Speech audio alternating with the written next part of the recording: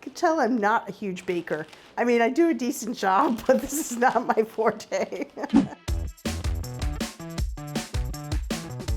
There is no time like the holidays. Friends and family gather to reminisce, drink, and most importantly, eat. And if you're going to make all those delicious, festive, homemade treats like pies and cookies, you need quality bakeware to get the job done. So which baking gear is right for your holiday pies and cookies? Lisa and I are going to show you what's what.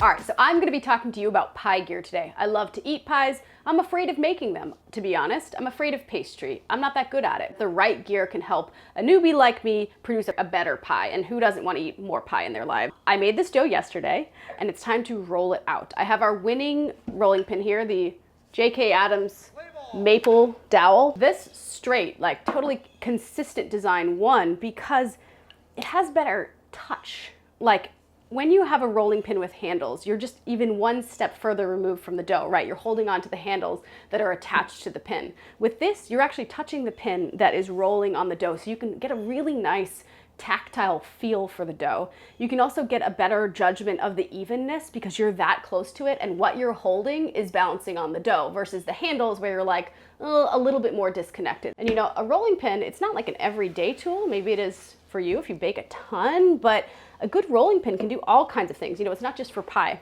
Cookies, yeasted doughs, homemade pasta. You know, if a burglar comes in the middle of the night, just whack them right on the head.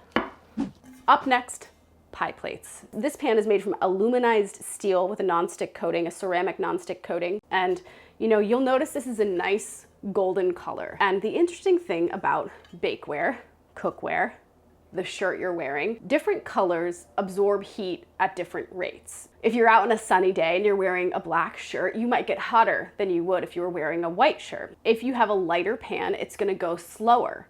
And if you have a darker pan, it's gonna go faster. In our testing, the color of the pan really determined its success.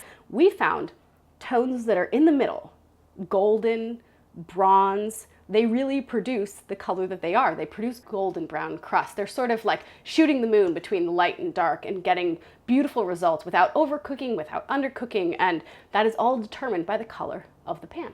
We, in the end, ultimately preferred a simple flat rim because then it allows you want a flute, great. You want to do a crosshatch, great. It gave us more flexibility, and you know, it's a small point, but it's something in the end that we just really liked about this winning pan, in addition to its color and gorgeous browning.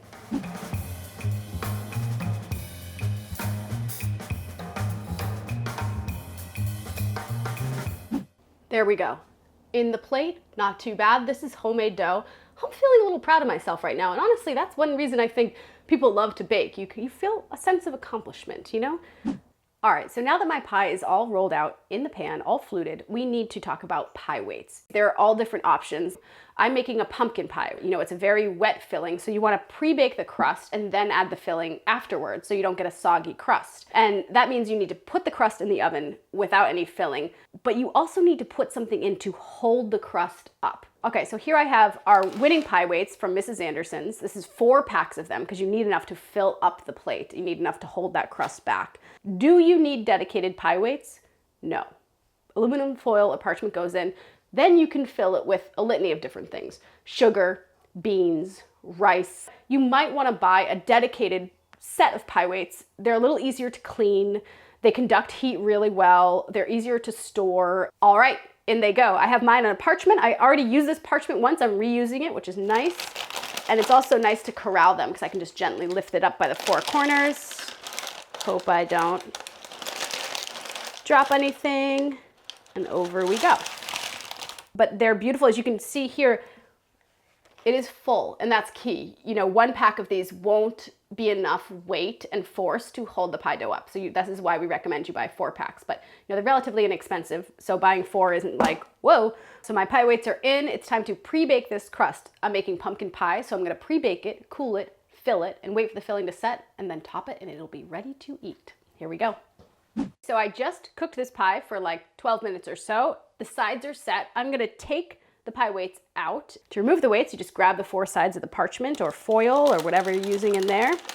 Carefully, you know they are hot. Look at that. Everything stayed up pretty well. Okay, so back into the oven for this guy. Okay, so our pie is all done. Here's the pie I made yesterday. It's all chilled. It's looking good.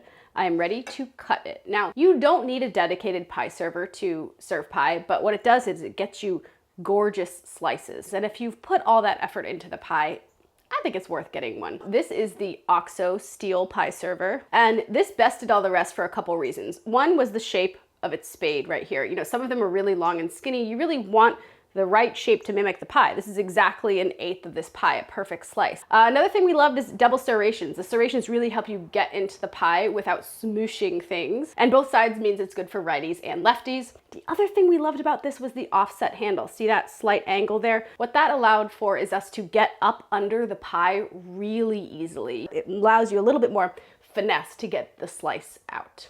And now I'm gonna cut a piece of this, and don't judge me because you know the first slice is always the hardest.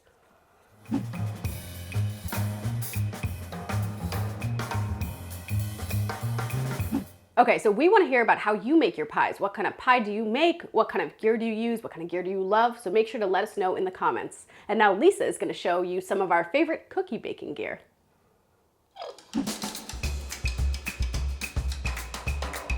So I'm going to be making holiday cookies. And you know, this is something we all do this time of year, and it's fantastic.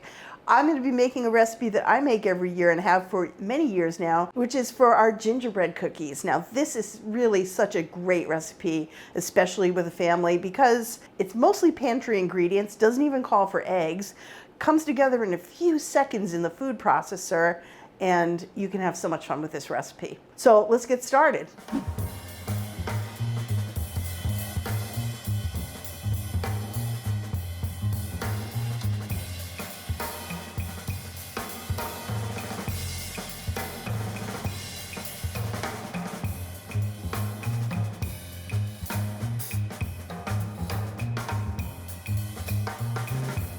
This is our favorite food processor. It's by Cuisinart. It's very powerful, very easy to use, just 2 buttons, on, off, and pulse. And as you can see, it mixed all of those ingredients in a few seconds. And before I go too much further, I gotta tell you about how I measured the ingredients for my cookies. This is really important. And I don't think enough people really think about their measuring cups and their measuring spoons. We have tested measuring cups and measuring spoons. Now the difference between them is obviously for dry ingredients versus liquid ingredients. It's important to use the right one for the right job. One reason is that if you're measuring, say for instance, flour, and you're putting it in a liquid cup and you're trying to level it off, that's very difficult to do. It's difficult to know when you've got it right to the top. On the other hand, if you've got a liquid and you want a 1/4 cup of liquid, you have to fill it to the very, very top of this, and then you're trying not to spill it. This is a 1/4 cup right to the top surface, and this, the 1/4 cup, is way down here. If you're doing a dry ingredient, use a dry measuring cup. These we love. These are from OXO. They are really handy. They have a little magnet that holds them together. They stack nicely. One thing we really love about these is that the handle is on a level with the bowl, and it even has a little ramp right here. So when you have scooped up an ingredient, you want to level it off with a straight edge like the back of your butter knife. So we like to dip and then sweep, and that gives you the right amount of the ingredient right up to the top level. A lot of measuring cups you'll see have giant chunky handles that stuff gets trapped up there, and you get too much of something trapped up by the handle. For liquids, you want a liquid measuring cup. These are our favorites in this category. We have Pyrex, which is made of tempered glass, and OXO, this one's plastic. The difference between these two products is that this one is meant to be read from level, and this one has a little slope inside that lets you see while standing up whether you've got the liquid to the right level. Measuring things correctly, especially when you're baking, where it's a combination of all the ingredients in exact proportions, that's going to give you better, more professional, and more reliable results every time. You're not going to have dry cookies. You're not going to have dough that's too wet. You're going to measure, and then you know where you are, and you know it's going to work. So back to our cookies.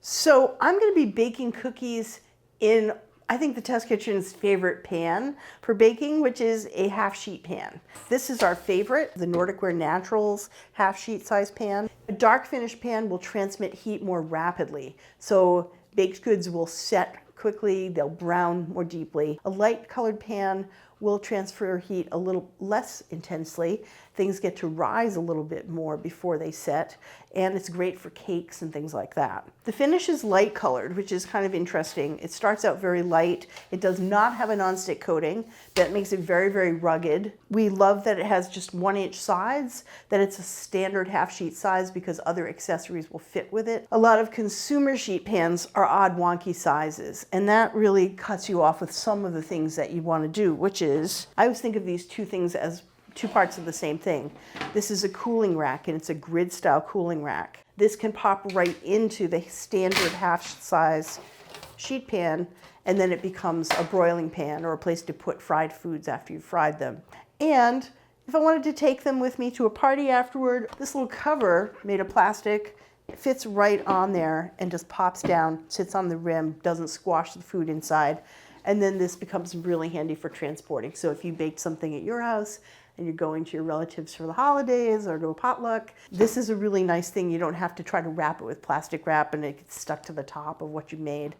I've chilled the dough and I'm cutting out some shapes. I just wanted to show you our favorite cookie and biscuit cutters. These are by Ateco, which is a food service brand. They're made nice and sturdy, no nonsense. They come in this adorable little tin. There's 11 concentric circles in here, from this little tiny size all the way up to this great big size. So they're not bendy, they stay round. They have a very sharp edge to cut through doughs. The top edge is rolled, so it's very comfortable to press down. And they stay really in good shape. They're stainless steel, they're very sturdy. And this just makes me feel creative. I want to try different things. So this little biscuit set is a fantastic gift. I love to put these in people's stockings. They're not expensive, and I just think it's such a nice little thing. For some reason, I feel very excited to use them every time.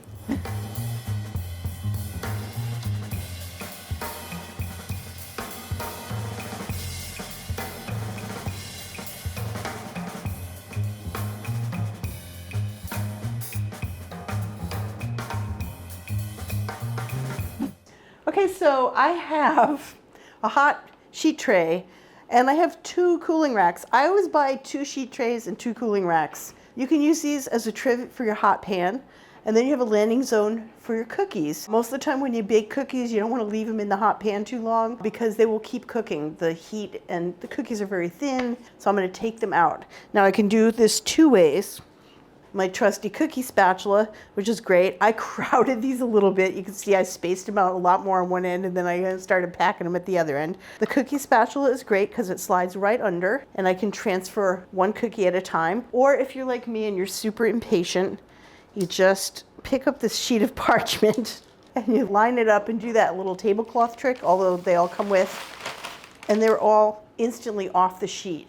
So especially if you're baking, say, sugar type cookies where you don't want them to keep browning and they cook very, very quickly and then they start to over bake while you're taking them off one by one. Now you can serve these as is. They're wonderful. They're a little chewy in the middle, a little crispy around the edges. Or you can decorate them with a simple glaze, just confectioner sugar, a few drops of milk, a little cream cheese. It's kind of nice. It gives it a good consistency. You can put that in a pastry bag, or if you don't have one, put it right in a zipper lock bag, cut off the tiniest bit of the corner, and you can decorate these with the right equipment.